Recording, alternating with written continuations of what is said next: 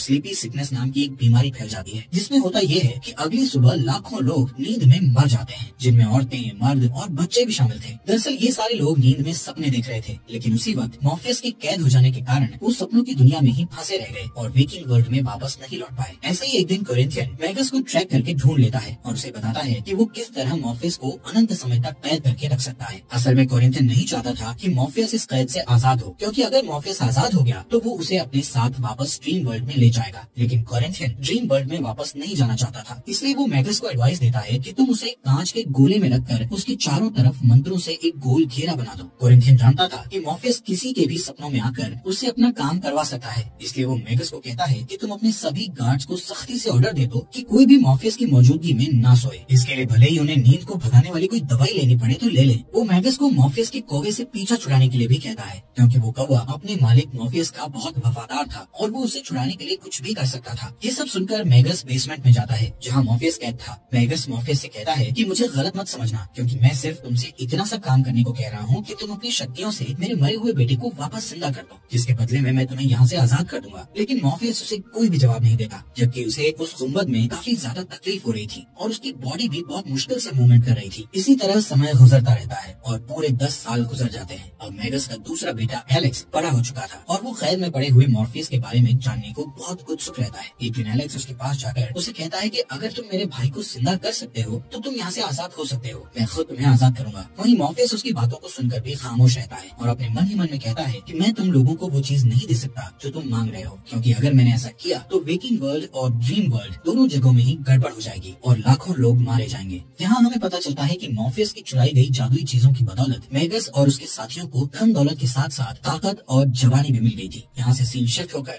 साल 1926 में चला जाता है, जहाँ पर एलेक्स एक बार फिर से मॉर्फियस से बात करता है। वो मॉर्फियस से दोबारा वही कहता है कि अगर तुम मेरे मरे हुए भाई को हमें वापस जिंदा लौटा दो तो मेरे पिता तुम्हें इस कैद से आजाद कर देंगे। लेकिन उसी वक्त मैगस वहाँ आ जाता है और एलेक्स को उससे बात करते देख लेता है, जिसके बाद वो उसे सजा देने के लिए कमरे में ले जाकर बहुत मारता है। मैगस एलेक्स को कहता है कि अगर तुम सच में मेरे बेटे हो तो फिर तुम्हें मॉर्फियस के कौवे को मारकर ये साबित करना होगा। एक दिन जब मॉर्फियस का कौवा मॉर्फियस को छुड़ाने के लिए कांच की गुंबद को फोड़ने की कोशिश कर रहा होता है तो मजबूर होकर एलेक्स उस कौवे को गोली मार देता है। पिंजरे में कैद मॉर्फियस ये सब देखकर दुख से भर जाता है। इस घटना को कई साल बीत जाते हैं। एक दिन मैगस की एक दासी ईथल उससे कहती है कि वो प्रेग्नेंट है। तब मैगस उससे कहता है कि उसे और बच्चा नहीं चाहिए, इसलिए वो उस बच्चे को गिरा देने के लिए कहता है। इस बात से गुस्सा होकर ईथल उसका महल छोड़कर भाग जाती है, लेकिन जाने से पहले वो मॉर्फियस की चीजें, रूबी, रेत की थैली और उसका हेल्म भी अपने साथ ले जाती है। जब मैगस को ये पता चलता है तो वो गुस्से से पागल हो जाता है और उन चीजों को वापस पाने के लिए मॉर्फियस के पास जाता है और उससे कहता है कि अगर मॉर्फियस उसे ढेर सारे पैसे और पावर के साथ साथ अमर बना दे तो वो उसे आजाद कर देगा। लेकिन मॉर्फियस इस पर भी कुछ नहीं कहता। तो फ्रस्ट्रेट होकर मैगस एलेक्स पर अपना गुस्सा निकालता है। उन दोनों में लड़ाई होने लगती है, जिसमें मैगस को धक्का लग जाता है और वो सर के बल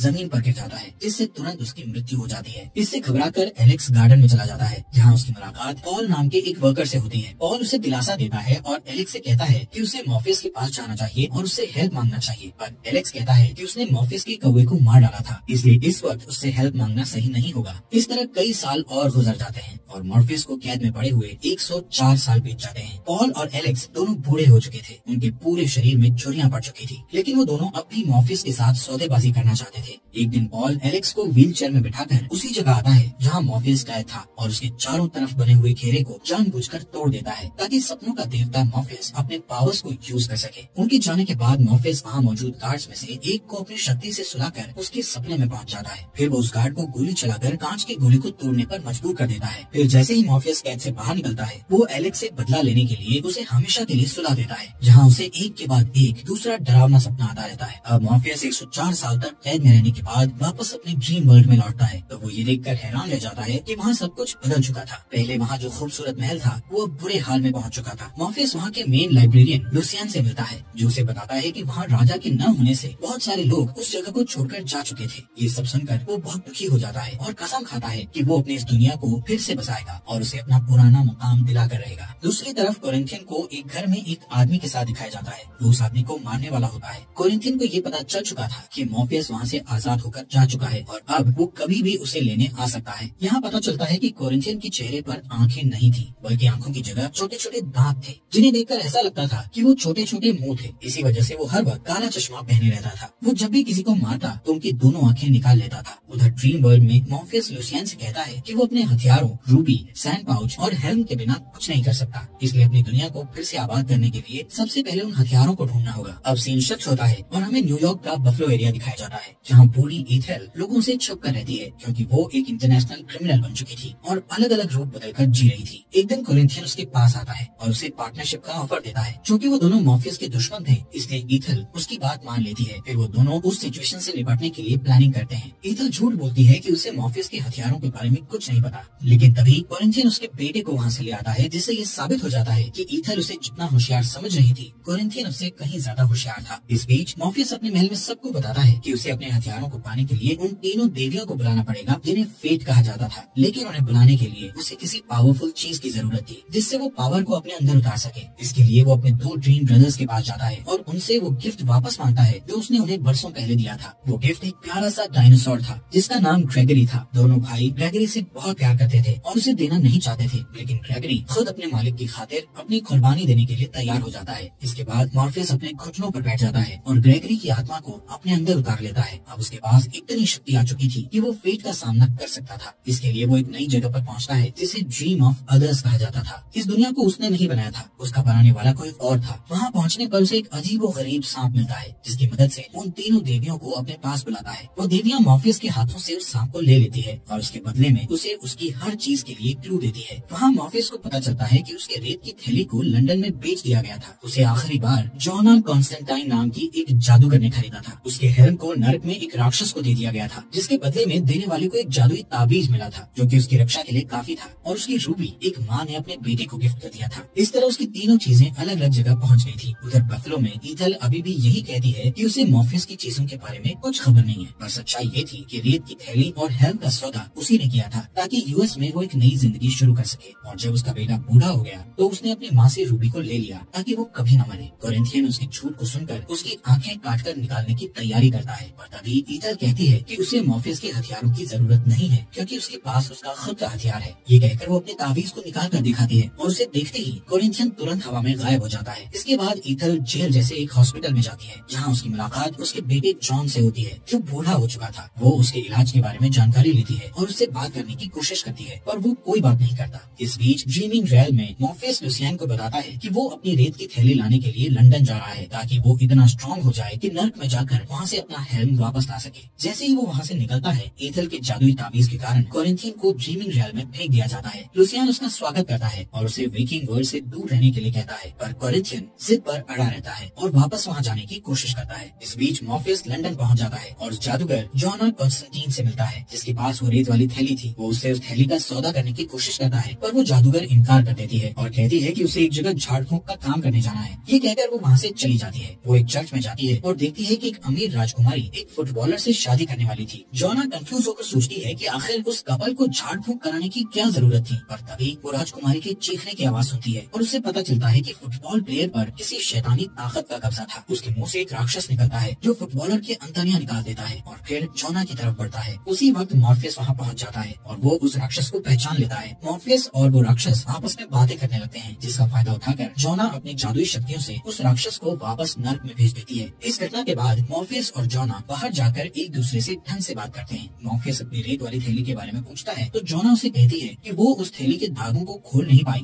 इसलिए उसने उसे बेच दिया। ये सुनकर मॉर्फियस परेशान हो जाता है और कहता है कि उन्हें किसी भी तरह उस थैली को ढूंढना होगा, वरना सपनों की दुनिया का वजूद मिट जाएगा और अगर सपने न रहे तो दुनिया में तबाही मच जाएगी। लेकिन जॉना उसकी बात पर ध्यान नहीं देती और वहाँ से चली जाती है। उसके जाने के बाद मॉर्फियस की नजर उस कौवे पर पड़ती है जिसे लुसियन ने उसकी मदद के लिए भेजा था। वो अपना नाम मैथ्यू बताता है और उससे वादा करता है कि हर हाल में उसकी रक्षा करेगा। उस रात मॉर्फियस जॉना के सपने में आता है। जॉना सपना देख रही होती है कि एक राक्षस उसे खींचकर नर्क में ले जा रहा है। तभी उसकी नींद खुल जाती है और वो मॉर्फियस को अपने कमरे में पाती है। मॉर्फियस उसे बताता है कि वो सपने में उसका पीछा करते हुए वहाँ पहुँचा था और उसकी हेल्प करना चाहता था। जॉना कहती है कि उसे रोज डरावने सपने आते हैं, तो मॉर्फियस उससे वादा करता है कि वो उसे डरावने सपनों से छुटकारा दिला देगा। इस पर जॉना मान जाती है और थैली ढूंढने में उसकी मदद करती है। जॉना अपने ऑफिस में थैली को ढूंढती है और इस बीच मॉर्फियस के हाथ एक तस्वीर लगती है जिसमें जॉना के साथ उसकी गर्लफ्रेंड रेचल दिखाई देती है। उस पिक्चर को देखकर जॉना को याद आता है कि वो थैली उसकी गर्लफ्रेंड रेचल के यहाँ थी। उसी समय वो दोनों रेचल के यहाँ जाते हैं। रास्ते में जॉना उसे बताती है कि वो वहाँ हाल ही में रहने आई थी। जब उसके सारे करीबी लोग एक एक करके मरने लगे तो वो रेचल को छोड़कर अलग रहने लगी ताकि रेचल सेफ रहे। जल्दी ही वो दोनों रेचल के घर घर पहुंच जाते हैं और ये देखकर हैरान रह जाते हैं कि रेचल पर उस रेत की थैली का जादुई असर हो रहा था। उसकी हालत बहुत नाजुक थी, वो बोल भी नहीं पा रही थी। दरअसल उसे रेत और उसकी वजह से आने वाली सपनों की लत लग चुकी थी और इसी कारण उसका शरीर गलता जा रहा था। मॉर्फियस रेचल से रेत की थैली ले लेता है और कहता है कि ये इंसानों के लिए नहीं है। इसके बाद वो निकलने की तैयारी करता है और जोना उसे अपनी गर्लफ्रेंड को ठीक करने के लिए कहती है, क्योंकि उसी के रेत की वजह से उसकी ये हालत हुई थी। मॉर्फियस उसकी बात मान लेता है और उसे बाहर इंतजार करने को कहता है। फिर वो रेचल के ऊपर रेत डालकर उसे उसकी तकलीफों से छुटकारा दिला देता है। उसे आखिरी बार जोना का सपना आता है और फिर वो मर जाती है। उधर बफलो में ईथल अपने बेटे जॉन से कहती है कि उसने उन जादुई हथियारों को सिर्फ इसलिए चुराया था कि उसे उन चीजों से मदद मिल सके। वो कहती है कि जब मेगस के लोग उसे ढूंढ रहे थे तो उसने रूबी को छुपा दिया था और बाकी दोनों चीजों के बदले में उस जादुई ताबीज को खरीद लिया था जिसे वो अपने गले में पहने रहती थी। उसी ताबीज ने उसे अब तक जिंदा रखा था, लेकिन अब वो और जीना नहीं चाहती थी, इसलिए वो मॉर्फियस को उसकी रूबी लौटा देना चाहती थी और उम्मीद करती थी कि वो उन्हें माफ कर देगा। पर जॉन का कहना था कि उन्हें वो चीजें लौटाने के बजाय उनका इस्तेमाल करके सपनों की एक ऐसी दुनिया बनानी चाहिए जहाँ सपनों का राजा ना हो। उसके जवाब में ईथल कहती है कि रूबी के कारण कई लोग अपनी जान गंवा चुके हैं, जबकि वो रूबी इस लायक नहीं है कि उसे अपने पास रखा जाए। फिर वो अपनी ताबीज निकालकर जॉन को दे देती है ताकि उसे शांति मिल सके। ईथल कहती है कि इस ताबीज ने उसे 116 साल तक जिंदा रखा था और अब वो ताबीज जॉन को हमेशा के लिए जिंदा रखेगा। ताबीज की जाते ही ईथल का शरीर तेजी से बूढ़ा होने लगता है और वो जॉन की बाहों में दम तोड़ देती है। जॉन घबराकर चीखने लगता है। उसकी आवाज सुनकर एक गार्ड वहाँ आता है और ईथल की लाश को देखकर समझता है कि जॉन ने उसे मारा है और वो तुरंत उस पर गोली दाग देता है, पर वो गोली जॉन के शरीर से टकराकर वापस उस गार्ड को लगती है और वो तुरंत मर जाता है। इसके बाद जॉन उस बिल्डिंग से बाहर निकलता है जहाँ वो इतने सालों तक कैद था। वो बफलो की सड़कों पर खड़ा ठंड से कांप रहा होता है कि इतने में कोरिंथियन पीछे से आकर उसे अपना कोट पहनने को देता है। जॉन को लगता है कि वो एक अजनबी है, इसलिए वो कोट लेने से मना कर देता है, पर कोरिंथियन जिद करने लगता है। आखिरी सीन में हम देखते हैं कि मॉर्फियस जोना को बताता है कि उसकी गर्लफ्रेंड रेचल शांति से गुजर चुकी है और वो जोना को इस बात की गारंटी देता है कि अब से उसे कभी डरावने सपने नहीं आएंगे। ये सुनकर जोना वहाँ से चली जाती है। उसके जाने के बाद मॉर्फियस अपने कौवे मैथ्यू के साथ डिस्कस करता है कि उन्हें अब हेल में जाने की तैयारी करनी चाहिए। उम्मीद है आपको इस सीरीज